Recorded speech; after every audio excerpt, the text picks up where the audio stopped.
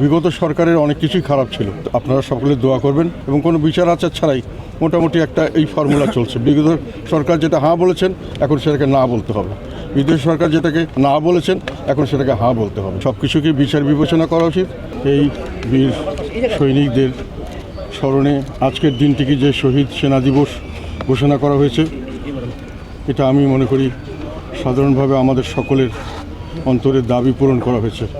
এটাকে যথাযথ মর্যাদায় প্রতি বছর এই দিনটি পালিত হবে, এটি আমাদের প্রত্যাশা। আর এর মিডিয়ার হত্যাকাণ্ড সম্পর্কে যে বিচার হচ্ছে বা যে তদন্ত করা হয়েছিল, এগুলো বিষয়ে পরিবারের সদস্যবৃন্দদের মধ্যে অনেক ধরনের ভুল বোঝাবুঝি, আস্থার অভাব লক্ষ্য করা গিয়েছিল। বর্তমান সরকার আবার এটাকে পুনঃ তদন্ত করছেন। আমরা যেটা মনে করি, যে কোনো তদন্ত, যে কোনো বিচার কার্য করা উচিত সম্পূর্ণ নিরপেক্ষতার ভিত্তিতে।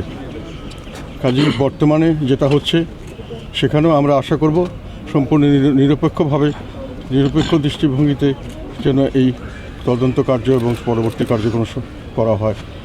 কেননা একটা জিনিস আমাদেরকে কিছুটা হলে ব্যথিত করে, যখন আমরা দেখি যে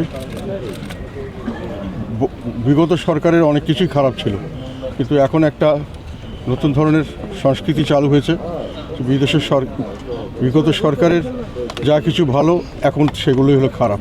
আর বিগত সরকারের যেগুলোকে তারা ভালো বলেছে আর যেটাকে খারাপ বলেছে, এইগুলো এখন সেগুলো ভালো, এবং কোনো বিচার আচার ছাড়াই মোটামুটি একটা এই ফর্মুলা চলছে। বিগত সরকার যেটা হ্যাঁ বলেছেন এখন সেটাকে না বলতে হবে, বিদেশ সরকার যেটাকে না বলেছেন এখন সেটাকে হ্যাঁ বলতে হবে।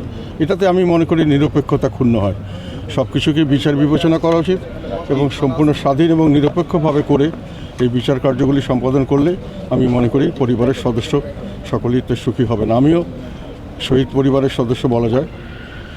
আমার ভাগনা, আমার বোনের মেয়ে ছেলে কুদরত ইলাহি রহমান শফিক কর্নেল ব্রিগেডিয়ার হওয়ার সময় ছিল, একেবারেই ব্রিগেডিয়ার হওয়ার কিছুদিন আগেই হঠাৎ করে এই ঘটনা ঘটাতে সে ইন্তেকাল করেছে।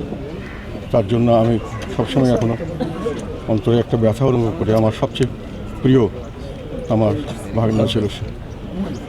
তো আপনারা সকলে দোয়া করবেন এবং যে পরিবারগুলি মনকষ্টে জীবনযাপন করছে তাদের যন্ত্রণা যত প্রশমিত হয়, সেই কাজগুলি আমরা জাতিগতভাবে সকলেই উদ্যোগ নিয়ে করব, এটি আমার প্রত্যাশা।